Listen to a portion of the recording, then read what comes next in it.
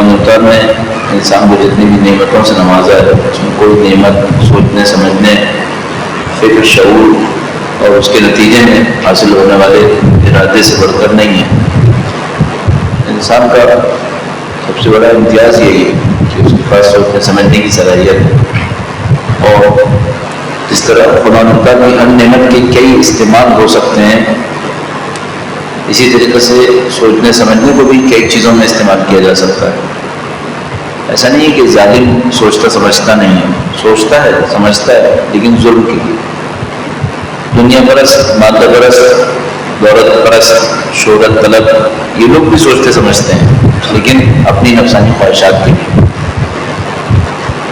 یہ خود بخود خدا تعالیٰ کی نعمت کا غلط استعمال کر رہے ہوتے ہیں۔ اگر سوچ اور سمجھ، فکر اور شعور کا کوئی اچھا استعمال ہونا چاہیے تو یہ استعمال جو آپ کر رہے ہیں یہ بہت اچھا استعمال ہونا چاہیے کہ آپ سوچیں اور سمجھیں اور اس بات کو یقین تک پہنچانے کی کوشش کریں کہ خدا تعالیٰ کا نظام کیا ہے، خدا تعالیٰ نے خلق کیوں کیا، خدا تعالیٰ نے ہم سے کیا چاہا ہے، خدا تعالیٰ کا ہدایت کا نظام ہمیں کہاں پہنچانا چاہتا ہے۔ ظاہر ہے کہ جب ہم خدا تعالیٰ کی ہدایت کے نظام کی بات کرتے ہیں تو نبی اکرم کی روایت کی روشنی میں کہ فرماتے ہیں انی تارک فیکم الثقلین کتاب اللہ و عترتی، کتاب اللہ بنیادی ترین موضوع بن جاتا ہے۔ نظام ہدایت کتاب خدا کے ذریعے سے، تو کتاب خدا کے اوپر سوچنا زندگی کے اہداف کے اوپر سوچنے کے برابر ہے، جس کے اندر خدا تعالیٰ نے بے تحاشا نورانیت رکھی ہے۔ تو آپ مطمئن رہیے اگر آپ قرآن کریم کے لیے محنت کر رہے ہیں، حجت خدا کے لیے محنت کر رہے ہیں، تمام وقت کے لیے محنت کر رہے ہیں، یہ محنت اصل محنت ہے، یہ زندگی کے اہداف میں سے ایک ہدف ہے جو ہمیں سمجھ میں آتا ہے۔ معاشرے کے اندر آپ بہت سارے کام کر سکتے ہیں لیکن دو کاموں کے اندر خدا تعالیٰ نے غیر معمولی برکت رکھی ہے، ایک قرآن کریم کے اوپر محنت کرنا، ایک امام وقت کے لیے محنت کرنا۔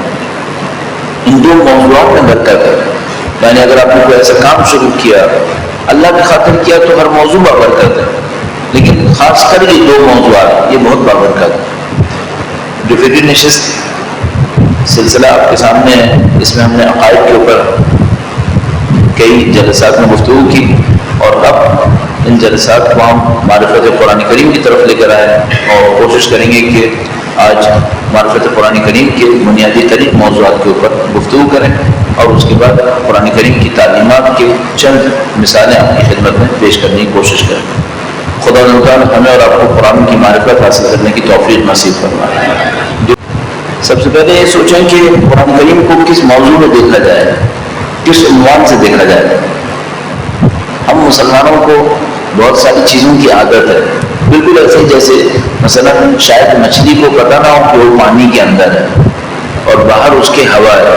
بہت سارے موضوعات ایسے ہیں جو ہماری زندگی کے ساتھ ہیں۔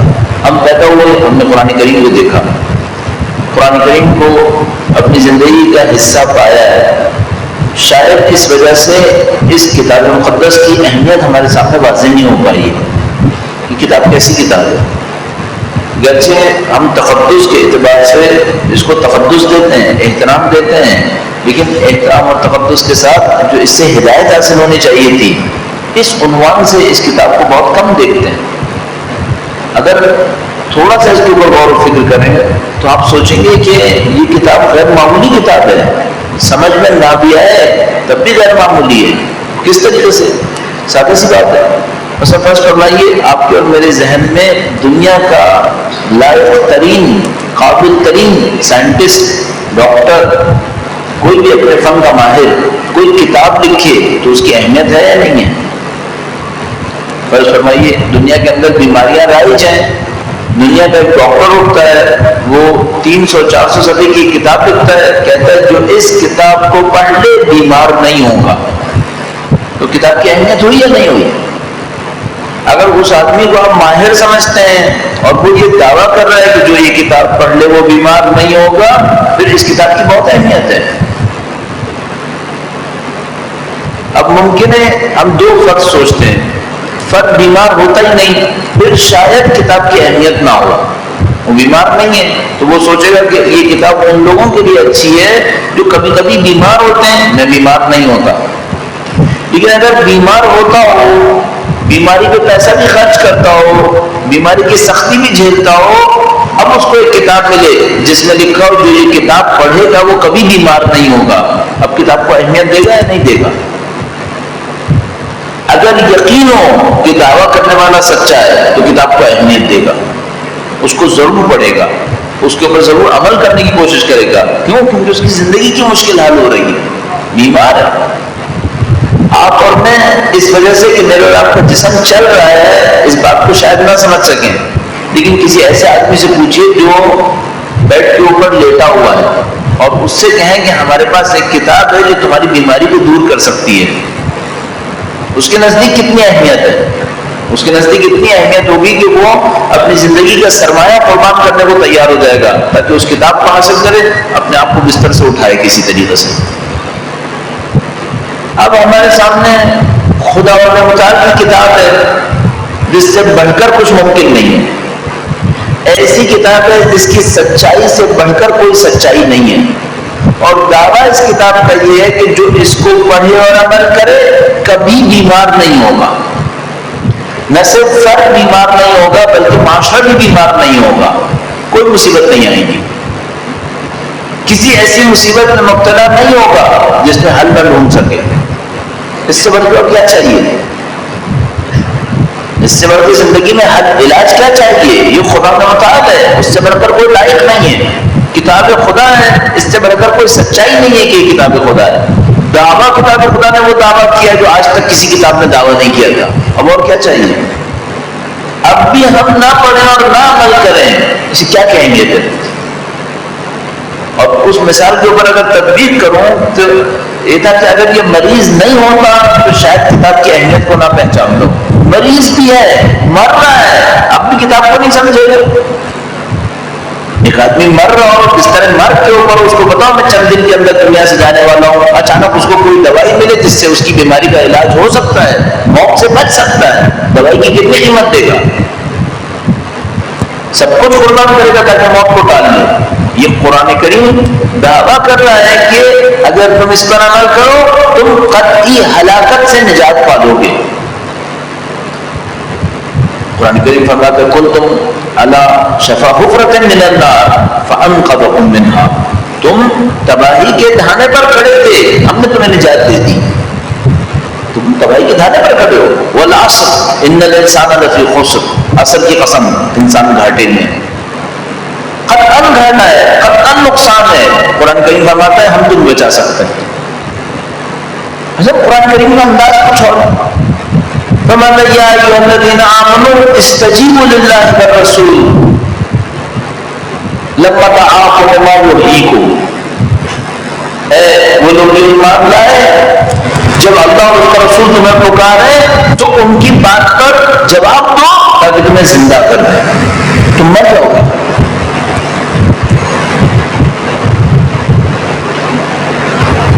یعنی قرآن کریم فرماتا ہے کہ اگر تم نے اس پر عمل نہیں کیا تو تم موت سے دو چار ہو جاؤ، اگر اس کے اوپر عمل کرو گے زندگی نصیب ہو جائے گی۔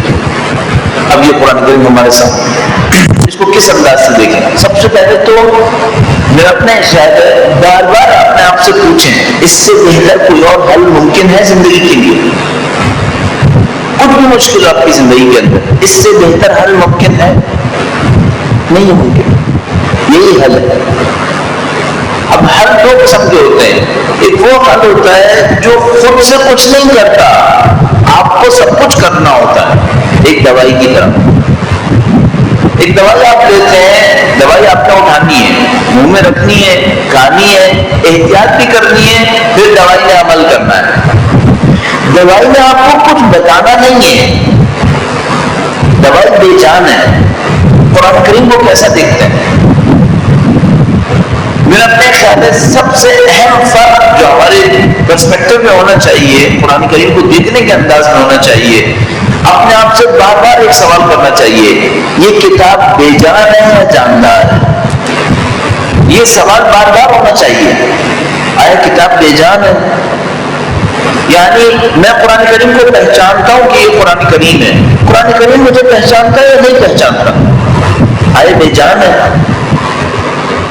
یہ سوال بار بار ہونا چاہیے۔ خدا تعالیٰ کا ارشاد فرماتا ہے خدا تعالیٰ کا دین کہتا ہے کہ تم جن چیزوں کو بے جان سمجھتے ہو بے جان نہیں ہے، یہ جاندار ہے۔ آپ فرمائیے خود دیکھ سکتے ہیں، آپ روایات کے اندر لکھا ہے مسجد خدا تعالیٰ کی حضور شکایت کرے گی۔ مسجد کو ہم بے جان دیکھتے ہیں، اس میں جان کہا ہے کہ یہ شکایت کرے گی؟ خدا تعالیٰ فرماتا نہیں، جان بھی ہے شعور بھی ہے، شکایت کرے گی۔ اس کے ساتھ ساتھ اسی روایت نے فرمایا کہ قرآن کریم کا نسخہ ایک نسخہ، یہ ایک نسخہ قرآن کریم کا مصحف، یہ شکایت کرے گا خدا تعالیٰ کی حضور کہ خدا اس نے ہمیں استعمال نہیں کیا، ہم سے استفادہ نہیں کیا۔ اب سوچئے یہ بے جان ہے یا جاندار ہے؟ اگر بے جان ہے، بے شعور ہے، تو شکایت کس بات کی ہے؟ کہاں سے شکایت؟ مثلا میں خدا کے حضور شکایت کر سکتا ہوں کہ خدایا مثال کے طور پر تیرے نظام نے میرے اوپر ظلم کیا، اس وقت شکایت کروں گا جب جاندار ہوں گا، باشعور ہوں گا۔ اگر جاندار ہو، پودے کی طرح شعور نہ ہو، پودا کیا شکایت کرے گا؟ البتہ خدا کے نظام میں وہ بھی شکایت کرے گا۔ خدا کے نظام میں کوئی چیز بے جان نہیں ہے، خدا کے نظام میں ہر چیز جاندار ہے۔ مسجد جاندار ہے، زمین جاندار ہے، زمین جاندار ہے۔ یعنی ہمارے پاس موجود ہے کہ جب کوئی مخلوق زمین کے اوپر چلتا ہے تو زمین شکوا کرتی ہے خدا تعالیٰ سے، خدا کس کو، کون ہے یہ جو میرے اوپر چل رہا ہے غرور کے ساتھ؟ یہ سب چیزیں جانتا ہے، سب جانتا ہے۔ قرآن کریم بے جان ہے۔ پہلا فرق یہاں ہونا چاہیے، ہمیں سمجھنا ہوگا قرآن کریم میں واقعاً شعور ہے یا نہیں ہے۔ اگر ہم سمجھ گئے کہ قرآن کریم میں شعور ہے، پھر بات آگے بڑھے گی۔ اگر اس میں شعور ہے تو پھر بات آگے بڑھے گی کہ اس کی ہدایت ملے گی کیسے۔ قرآن کریم میں اصل معاملہ پڑھنا نہیں ہے، ہدایت دینا ہے۔ ہم لوگ کی انڈرسٹینڈنگ میں قرآن کریم کے ساتھ اصلی جدوجہد صرف پڑھنا ہے۔ لہٰذا ہم بچے کے لیے ٹیوٹر معین کرتے ہیں، قرآن پڑھانے والا وہ آتا ہے، وہ بچوں کو عربی پڑھاتا ہے، نہ ان کو سمجھ میں آتی ہے نہ بیچارے پڑھانے والے کو زیادہ تر سمجھ میں آتی ہے۔ ہم لوگ یہ سمجھ رہے ہیں قرآن کریم کے ساتھ ہماری ذمہ داری پڑھانا ہے، نہیں پڑھنا پڑھانا نہیں ہے، سیکھنا اور عمل کرنا ہے اصلی ذمہ داری۔ لہٰذا کتنے ہی مسلمان ایسے ہوں گے اس دنیا کے اندر جو روزانہ قرآن کریم پڑھتے ہوں گے، ایک ماہ رمضان کے اندر 3 دفعہ قرآن کریم ختم کرتے ہوں گے، 2 آیت نہیں جانتے ہوں گے کیا لکھا ہے اس میں۔ کیوں ایسا ہو گیا؟ انہوں نے یہ سمجھا کہ صرف قرآن کریم تبرکاً پڑھنے کی کتاب ہے۔ تبرکاً پڑھنے کی کتاب نہیں ہے، اس کے پڑھنے میں تبرک ہے، اس لیے آیا نہیں ہے، اس سے بہتر کے لیے آیا، ہدایت دینے کے لیے آیا۔ بس کوئی اس کے پڑھنے میں تبرک نہیں ہے، ہاں تبرک ہے، اس کی آیت میں تبرک ہے، اس کی الفاظ کے اندر تبرک ہے، ان سب کے اندر تبرک ہے، لیکن یہ صرف تبرکات دینے کے لیے نہیں آیا ہے، یہ ہدایت دینے کے لیے آیا ہے۔ تو اس کے ساتھ کیا کرنا چاہیے؟ پڑھے اور عمل کریں، پڑھے اور عمل کریں۔ اب اس کے لیے پہلا پرسپیکٹو، پہلا دیکھنے کا انداز کیا ہونا چاہیے کہ میں نے آپ کی خدمت میں عرض کیا کہ یہ کتاب ہدایت ہے، کتاب زندہ۔ اگر زندہ کتاب ہے، اب میں کس طریقے سے اس کو شروع کروں گا، چند مثالیں آپ کی خدمت میں عرض کروں گا۔ درود بھیجیے گا محمد و آل محمد۔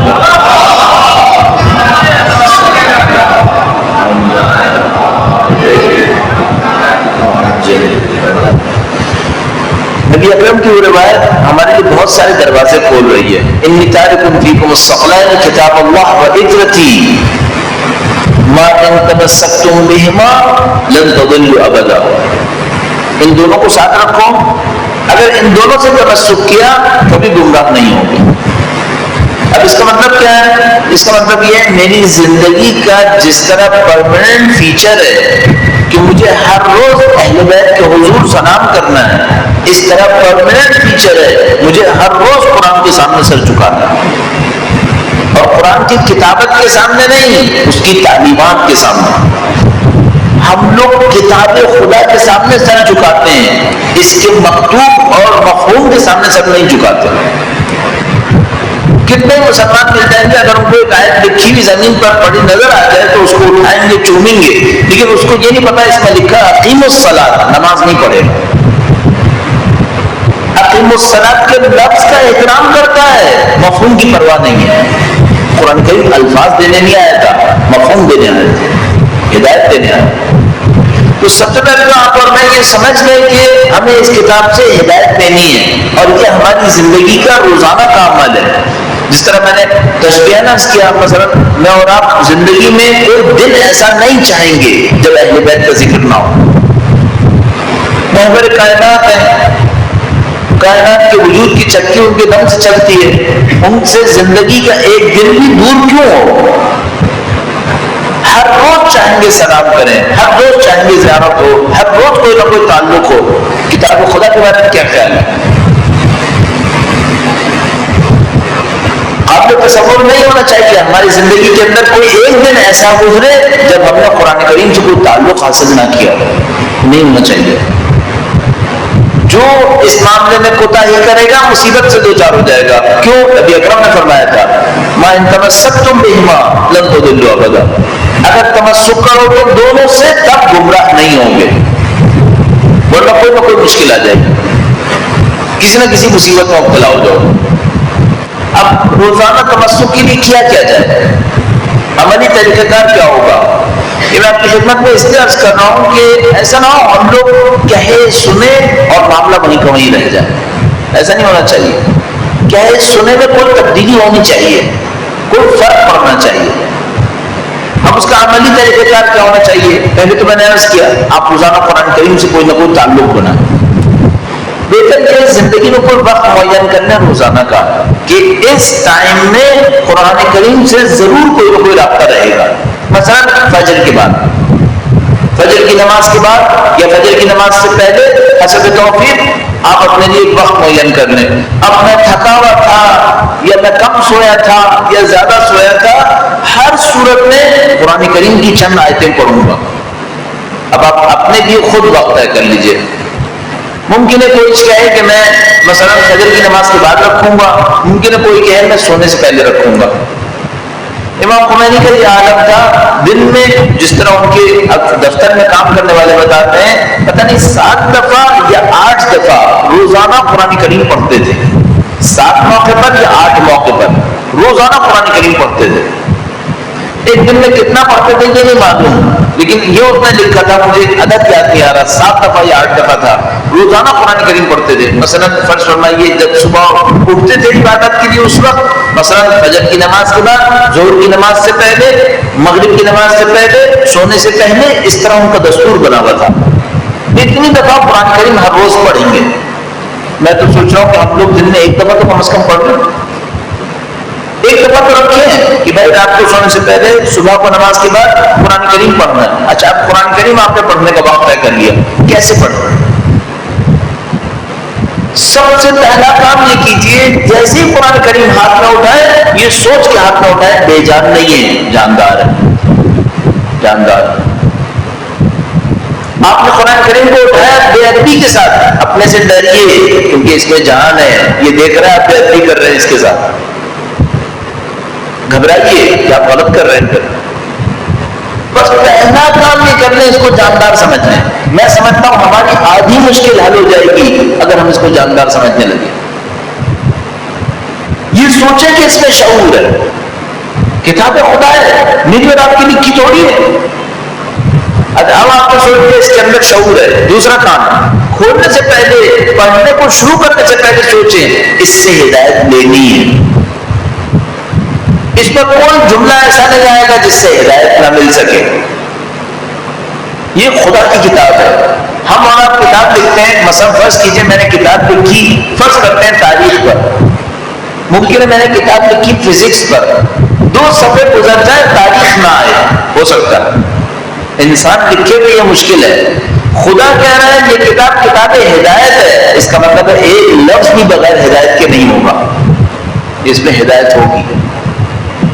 کیوں؟ کیونکہ خدا کا دعویٰ ہے کہ کتاب کتاب ہدایت ہے.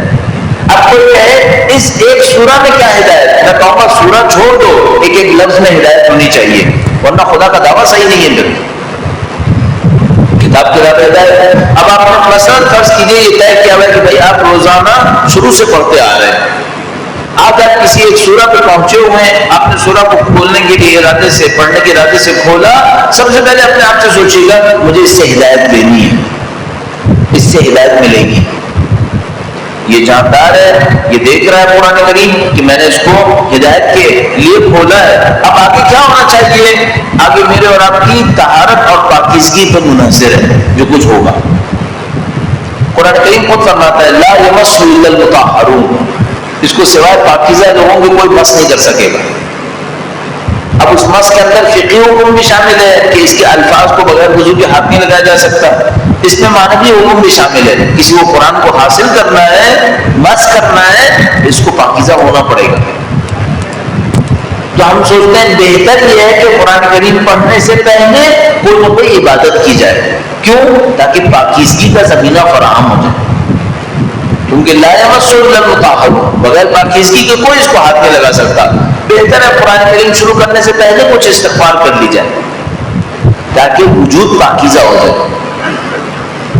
بہتر ہے کہ کوئی نہ کوئی عبادت ہو، لہذا مثلا میں نے آپ کی خدمت میں عرض کیا جیسے فرض کیجئے فجر کی نماز کے بعد پڑھیں کہ آپ نے فجر کی نماز ادا کر لی ہے، آپ نے واجب خدا کو انجام دے دیا ہے، کچھ مستحبات انجام دے چکے ہیں، کچھ تعقیبات آپ پڑھ چکے ہیں، مثلا اہل بیت اطہار علیہم السلام کی چند دعائیں پڑھ چکے ہیں، اب آپ کا وجود قرآن کریم کے حضور پہنچنے کے لیے تیار ہو گیا۔ اب آپ نے قرآن کریم کو کھولا اور یہ سوچ کر کھولا کہ اس کتاب خدا سے ہدایت ملنی ہے۔ اب آپ آگے کیا کریں؟ پڑھیے، چند جملات پڑھیے، جو لوگ عربی جانتے ہیں تو بہت ہی اچھا، نہیں جانتے عربی پڑھیں، اردو پڑھیں، اردو پڑھیں۔ فرض کیجیے آپ نے 5-6 لائنیں پڑھی، 5-6 لائنیں رک جائیے۔ فرض کیجیے آپ نے سوچا ہے کہ روزانہ مثلا 4 صفحے پڑھیں گے، ایک صفحہ پڑھا، رک جائیے، اپنے آپ سے سوال کیجیے اب تک جو پڑھا اس سے کیا سمجھ میں آیا، اس سے کیا ہدایت ملی ہے؟ یہ موضوع بار بار اپنے آپ سے پوچھتے رہیے گا، ہدایت کیا ملی ہے؟ اب آپ جب آپ اس انداز سے قرآن کریم سے بار بار سوال کریں گے کہ اے اللہ کی کتاب مجھے ہدایت چاہیے، مجھے کیا ہدایت ملی ہے، اب یہ قرآن کریم سکھانا شروع کرے گا۔ قرآن کریم ایسا ٹیچر ہے، ایسا استاد ہے جو شاگرد کی طلب علم کو جب تک جانچ نہ لے سکھاتا نہیں ہے، انتظار کرتا ہے پہلے یہ علم کی طلب کو ثابت کرے پھر سکھائے گا۔ بے شوق آدمی کو نہیں سکھاتا، دیکھتا ہے شوق نہیں ہے اس کے اندر، نہیں سکھائے، رٹتے رہو، پوری زندگی رٹتے رہو، پڑھ پڑھ کے مر جاؤ، نہیں سکھائے گا۔ کیوں؟ سیکھنے کا شوق نہیں ہے اس کے اندر، سیکھنے کی آرزو، اس کی آرزو ہے اس کی آواز سنیلی ہو جائے، آواز سنیلی ہو جائے گی، اس کی آرزو لوگ اس کی قرات سن کر واہ واہ کہیں، واہ واہ کیا ہو جائیں گے؟ کاش یہ آرزو کرے کہ قرآن کریم کے مفاہیم سمجھ میں آنا شروع ہو جائے۔ اب سمجھائے گا، اب قرآن کریم نے سمجھانا ہے۔ قرآن کریم بے جان نہیں ہے، بے زبان بھی نہیں ہے۔ اگر یہ خدا کی کتاب بے زبان ہوتی تو مولا امیر المومنین ولی خدا نہ کہتے اس سے بولنے پہ مجبور کرو۔ اگر اس میں زبان نہیں ہے تو پھر بولنے پہ مجبور کیسے کیا جا سکتا ہے؟ گونگے کو کیسے کوئی بلوا سکتا ہے؟ کیوں امیر المومنین نے فرمایا اس تنطق کو اسے بولنے پہ مجبور کرو؟ اس میں زبان ہونی چاہیے، اس کا مطلب ہے زیادہ سے زیادہ یہ ہوگا کہ میں اور آپ مادی زبان سے بولتے ہیں، یہ فکر کی زبان سے بولے گا، یہ فکر کی زبان سے بولے گا۔ اچھا عملاً کیا ہونا چاہیے؟ آپ نے پڑھا، ایک صفحہ پڑھا، تھوڑا سا رک گئے، آپ نے کہا مجھے اس سے کیا ہدایت ملی؟ آپ نے کہا کوئی خاص چیز سمجھ میں نہیں آئی، کوئی بات نہیں، دوبارہ پڑھ لو، دوبارہ پڑھ لیجیے، ایک دفعہ دوبارہ ریویو کر لیں کہ جو آپ نے پڑھا اس میں کیا پڑھا، تھوڑا سا اس میں غور و فکر کریں، دیکھیے آپ کے کام کی کوئی چیز آئی یا نہیں آئی، آپ کے سمجھ میں کوئی چیز آئی یا نہیں آئی۔ چند دن آپ کے کام کر لیں، میں آپ کو گارنٹی سے کہہ رہا ہوں آپ کو کچھ نہ کچھ سمجھ میں آنا شروع ہو جائے گا۔ یہ کتاب خدا عجیب ہے، کتاب خدا سمجھاتی ہے۔ اچھا اس کے مفاہیم کا سمندر اتنا وسیع ہے، جو کوئی نیچے جائے کوئی نہ کوئی موتی لائے گا، نیچے جائے یہ طے کر لے کہ مجھے ڈوبنا ہے، طے کر لے کہ مجھے کچھ چاہیے۔ یہ قرآن بہت وسیع ہے۔ ایک عجیب بات سوچیں آپ، یہ وہ کتاب ہے جس کے محدود صفحات پر محدود جملات کے اوپر 1400 سال سے لوگ تفسیر لکھ رہے ہیں اور ختم نہیں ہوا ہے۔ کم لوگوں نے تفسیر نہیں لکھی ہے، ہزاروں لوگوں نے سینکڑوں زبانوں میں اس کتاب کے اوپر کچھ لکھا ہے، ختم نہیں ہوتا ہے یہ، کتنا وسیع ہے یہ۔ اور قرآن کریم کا دعویٰ یہ کہ قیامت تک اتنا ہی وسیع ہے، اس کی وسعت ختم نہیں ہوگی، اس میں ہمیشہ ہر دور میں کچھ دینے کے لیے ہے، تو مجھے اور آپ کو دینے کے لیے اس میں کچھ نہیں ہے، سب کو دینے کے لیے ہے اس کے اندر۔ مثلا کوئی یہ کہہ رہے علامہ طباطبائی نے المیزان لکھی، اس پائے کے آدمی کو دینے کے لیے، عالم کو دینے کے لیے بھی ہے، جاہل کو دینے کے لیے بھی ہے، اس کے اندر جاہل کو بھی بے سوال نہیں چھوڑے گا یہ، اس کو بھی کچھ نہ کچھ مل رہا ہے، تو آپ میں پڑھے اس کو کچھ نہ کچھ ملے گا۔ اور آپ دیکھیں گے ہاں یہ کہ انسان کو خوف کیا آتا ہے کہ کہیں ایسا ہو میں تفصیل میں رائے میں مبتلا ہو جاؤں، کہ مثلا میں نے سمجھنے کی کوشش کی، اچانک میرے دماغ کے اندر کوئی چیز آئی، پتہ نہیں وہ قرآن کا حصہ ہے بھی یا نہیں ہے، تو زیادہ سے زیادہ کوشش یہ کرنے آپ نے کوئی بات سمجھی ہے، کتابوں کے ذریعے سے، کسی جاننے والے کے ذریعے سے اس کو کہیں نہ کہیں ٹیسٹ میں رکھنے کہ بھئی یہ بات سمجھ میں آئی ہے، صحیح ہے یا غلط ہے۔ ہاں ممکن ہے شروع میں غلطیاں ہو، ان غلطیوں کا علاج یہ کہ کہیں نہ کہیں دوبارہ کسی کے ذریعے سے تصدیق تائید کروا دیجیے کہ کیا یہ بات نکلتی ہے قرآن کریم سے، اور پھر آپ آہستہ آہستہ دیکھیں گے جتنے آپ کی طاقت بڑھتی چلی جائے گی قرآن کریم کے موضوع بڑھتے چلے جائیں گے۔ اب ایک اور کام بھی کر سکتے ہیں، آپ آیات کے اندر غور کرنا شروع کر دیجیے، رابطوں کو دیکھنا شروع کر دیجیے۔ آپ نے ایک آیت کریمہ پڑھی، اگلی آیت پڑھی، اس پچھلی آیت کا اگلی آیت سے کیا تعلق ہے؟ کوئی تعلق ہے یا لا تعلق ہے؟ یہ ممکن کوئی کہے کہ ترتیب وحی پہ نہیں ہے، ترتیب وحی پہ نہیں ہے، لیکن اہل بیت اطہار علیہ السلام 250 سال تک زمین پر روئے، زمین پر ظاہری طور پہ تشریف فرما رہے، اس 250 سال میں اسی قرآن کریم کو ریفر کرتے رہے، انہوں نے تبدیلی نہیں کی، انہوں نے نہیں کہا یہ سورہ بعد میں وہ سورہ پہلے، اس کو تبدیل کر لو، نہیں کہا۔ آیات پڑھتے تھے، لوگوں کو پتا ہوتا تھا، اسی ترتیب سے پڑھتے تھے جس ترتیب سے اس وقت قرآن کریم کے اندر لکھی ہوئی ہے، اس کا مطلب اس ترتیب کو قبول کیا انہوں نے۔ اب آپ بھی اس ترتیب میں غور کرنا شروع کر دیجئے، 2 آیات پڑھی، ایک آیت پڑھی اس کے بعد دوسری آیت پڑھی، سوچی کوئی رابطہ ہے ان دونوں کے اندر؟ قرآن کریم میں ایسا بہت کچھ ہوا ہے، اور مختلف آیات کے اندر آپ اس کی تعبیر کو اٹھا کے دیکھیں گے تو آپ دیکھیں گے ہاں کچھ ملتا ہے۔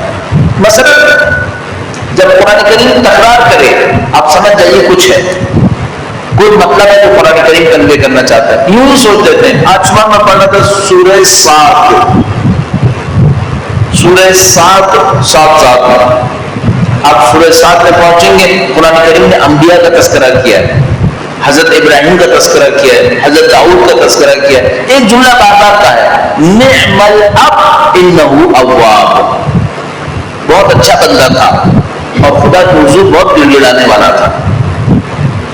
آپ کو فوراً ایک بات سمجھ میں آ جائے گی، خدا کو یہ بات پسند ہے کوئی اس کے حضور گڑ گڑائے، اس کو یہ بات پسند ہے۔ اس طرح مختلف چیزوں کو آپ پک کرنا شروع کر دیں گے۔ اچھا اگر آپ نے پک کرنا شروع کر دیا، قرآن کریم سے سیکھنا شروع کر دیا، اب ہوگا کیا؟ اس کو ایک اور انداز میں ایک شخص نے بیان کیا ہے، اس انداز میں میں تھوڑا سا عرض کرنے کی کوشش کرتا ہوں۔ درود بھیجے گا محمد و آل محمد پر۔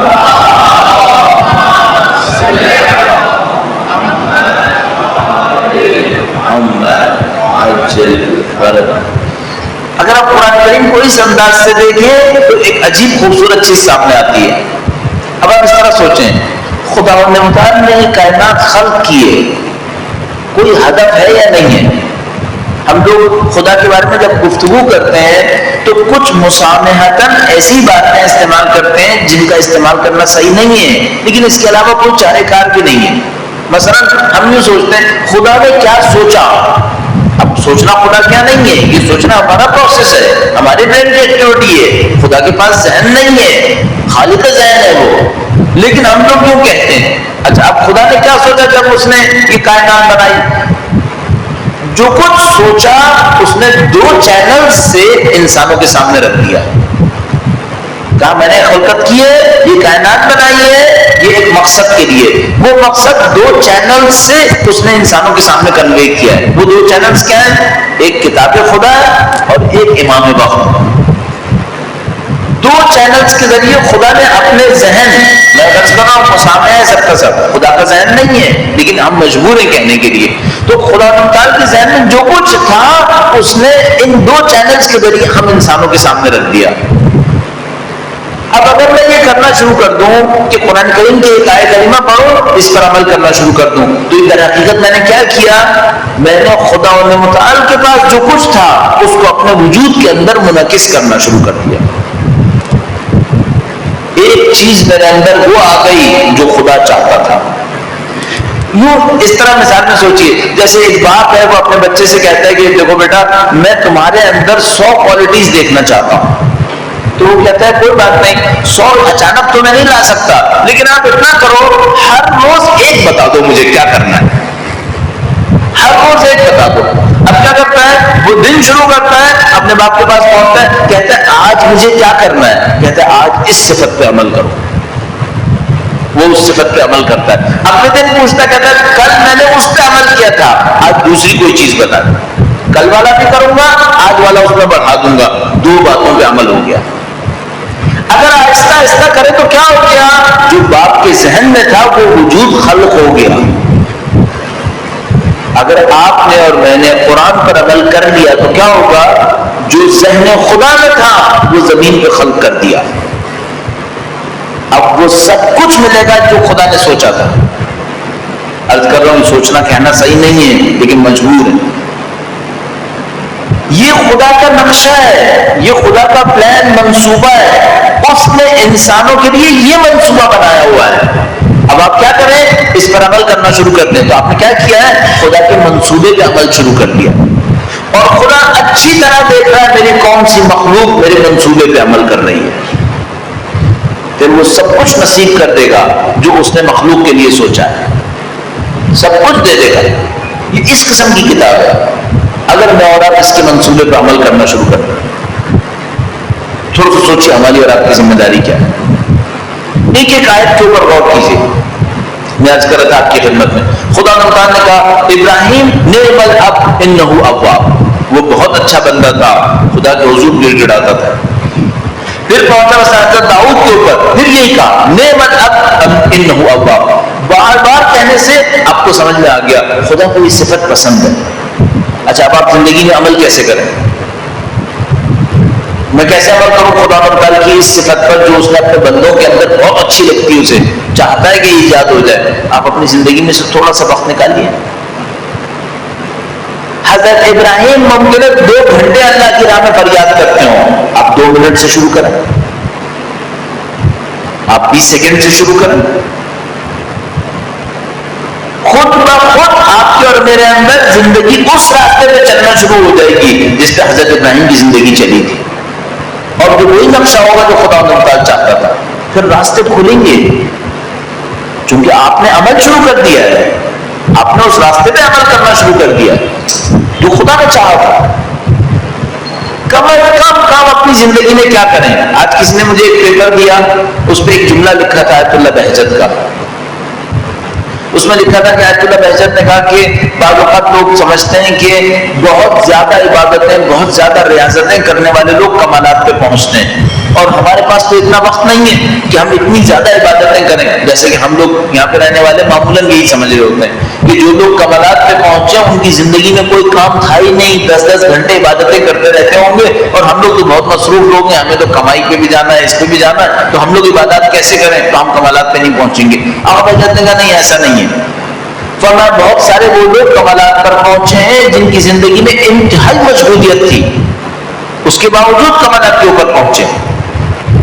پھر مثلا وہ شیخ مرتضیٰ انصاری کا تذکرہ کرتے ہیں. شیخ مرتضیٰ انصاری مرجع تخلیق تھے، مدرس تھے، عوام کے اندر زندگی گزارتے تھے، ضرورت پڑنے پہ ان کے کام آتے تھے. ایسا ہمارے پاس مرجع تخلیق ایسے موجود ہیں تاریخ کے اندر کہ نجف کے اندر پانی کی کمی ہوئی تو خود مشکیزہ اٹھا کر پانی ڈھویا ہے. یہ بیکار تھے یہ لوگ، ان کے پاس وقت کیسے تھا؟ شیخ مرتضی انصاری کے بارے میں مشہور ہے زیارت، مجھے یاد آتا ہے آقا بہجت کے میں نے جملات پڑھے، زیارت عاشورہ میں 100 دفعہ لعن 100 دفعہ سلام پورا روزانہ پڑھتے تھے۔ آج میں کسی سے کہوں خود اپنے لیے سوچوں تو میں سوچتا ہوں میرے پاس اتنا وقت نہیں ہے کہ میں یہ کام کر سکوں، شیخ مرتضی انصاری کرتے تھے، مرجع تقلید مدرس سب کچھ پھر بھی کرتے تھے۔ تو ابھی میں نے کہا ہم یہ سوچ رہے ہیں، فرض کیجیے میں سوچتا ہوں میرے پاس وقت نہیں ہے اور میں بہت زیادہ عبادتیں نہیں کر سکتا، میں چاہتا ہوں کمالات کو حاصل کروں، کیا کروں؟ آقا بہجت نے آخر میں 2 جملے لکھا کہ میں بس اتنا کرو کہ اپنے ذہن میں خدا کو سوچتے رہو، بس خدا کو حاضر و ناظر سمجھو، بس۔ آپ دکان پہ بیٹھے ہیں، اب دکان کی مثال اس لیے دیتے ہیں کہ وہاں 25 مشغولیتیں ہیں، کسٹمر آ رہے ہیں، یہ بھی ہو رہا ہے وہ بھی ہو رہا ہے، وہ کیا چاہتے ہیں؟ صرف یہ سوچتے رہو خدا دیکھ رہا ہے، بس خدا کے حاضر و ناظر ہونے کو سمجھ لو، بس کچھ نہیں کر سکتے میں اور آپ کیا کریں؟ قرآن کریم کی کوئی عبارت لے لیں جس کو خدا نے کہا ہے کہ کہو مجھے پسند ہے، اس کو دہرانا شروع کر دیں، اس کو وہ جملہ پسند ہے، فَقُلْ هُوَ اللَّهُ أَحَدٌ، اس کا مطلب ہے خدا کو جملہ پسند ہے، آپ دہرا دیجیے اپنی زندگی میں، اس طریقے سے قرآن کے ذریعے سے اللہ تعالیٰ کی یاد کو زندہ کر لیجیے۔ اور میں گارنٹی سے آپ کی خدمت میں عرض کر رہا ہوں، البتہ میری گارنٹی کی کوئی حیثیت نہیں ہے، لیکن یہ ہے کہ میں جو کچھ سمجھ کر آتا ہوں اس کو گارنٹی سے عرض کر سکتا ہوں کہ 1 ہفتے یہ جدوجہد کر لیجیے، دیکھیے اثر پڑتا ہے نہیں پڑتا۔ قرآن کریم کھولیں، اللہ کی کتاب سے کہیں مجھے ہدایت چاہیے، ہدایت دیتا ہے نہیں دیتا، کوئی بات سمجھ میں آتی ہے یا نہیں آتی ہے، کسی ایک جملے کو لے کر اس پر عمل کریں، دیکھیں مزہ آتا ہے نہیں آتا، آپ خود اپنی زندگی میں اور آپ دیکھیں گے نئی چیزیں تبدیل ہو رہی ہیں، کچھ اور راستے کھلنا شروع ہو جائیں گے۔ کیوں؟ بے جان نہیں ہے، جاندار ہے، یہ کتاب خدا جاندار ہے، اس کو اس انداز سے دیکھیے۔ بس 2-3 اہم پوائنٹس آج کے لیے، 1 اس کو بے جان نہیں سمجھیے گا، یہ جاندار ہے۔ نمبر 2 یہ بول سکتی ہے، آپ کے اور میرے سامنے خاموش ہے، آپ کے اور میرے سامنے خاموش ہے، بول سکتی ہے۔ مولوی مولانا جلال الدین رومی بڑے شعراء میں سے ہیں، وہ اپنے ایک مثنوی کے اندر ایک جگہ پہنچ کر یہ کہتے تھے کہ یہ الفاظ ہم سے کہہ رہے ہیں کہ ہم بہت بولتے ہیں، تمہارے سامنے گونگے ہیں، تم میں سننے کی طاقت نہیں ہے، ورنہ ہم بہت بولتے ہیں۔ یہ قرآن کریم بہت بولتا ہے، یہ جو ہم کچھ اور سوچتے ہیں اس وجہ سے کہ ہمارے کانوں میں طاقت نہیں ہے سننے کی، ورنہ یہ قرآن کریم گویا ہے، بولنے والی چیز ہے۔ آپ اس کو اس طرح سوچیں۔ تیسرا، طلب کریں گے دے دے گا، شوق ثابت کرے، بالکل ایسے جیسے اچھا سکھانے والا ہر ایک کو ہر چیز نہیں سکھاتا، سوچ سمجھ کے سکھاتا ہے، پہلے سوچتا ہے ثابت کرے کہ یہ سیکھنا بھی چاہتا ہے یا نہیں سیکھنا چاہتا۔ قرآن کریم چاہتا ہے پہلے ثابت ہو، سیکھے گا یا نہیں سیکھے گا، آپ ثابت کریں کہ نہیں میں سیکھنا چاہتا ہوں، پھر یہ سکھائے گا، پھر اس کے بعد سکھائے عمل کریں۔ ایک جملہ لے لیجیے، ایک جملے پہ عمل کریں، کوئی بھی ایک چیز، روزانہ کچھ نہ کچھ سیکھنے کی کوشش کریں۔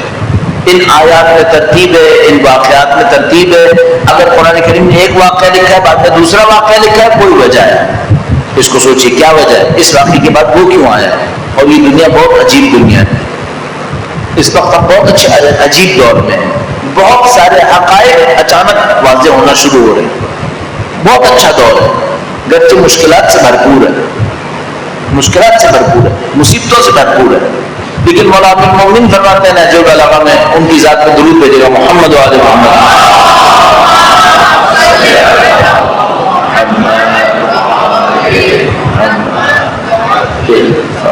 فرماتے ہیں جب تمہاری کشتی مشکلات کے بحر میں پھنس جائے تو قرآن سے تمسک کرو، اس میں تمہاری تمام بیماریوں کے لیے شفا ہے، مولانا المومنین نے فرمایا۔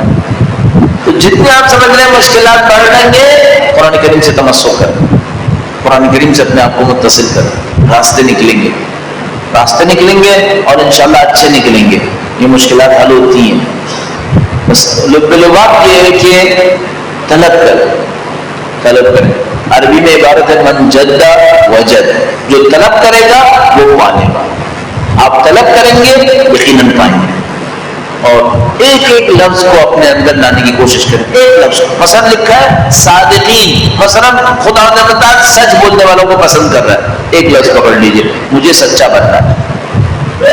ایک لفظ دیا، اس پر عمل کرنا شروع کر دیا. ایک ایک لفظ پر بھی عمل کریں گے.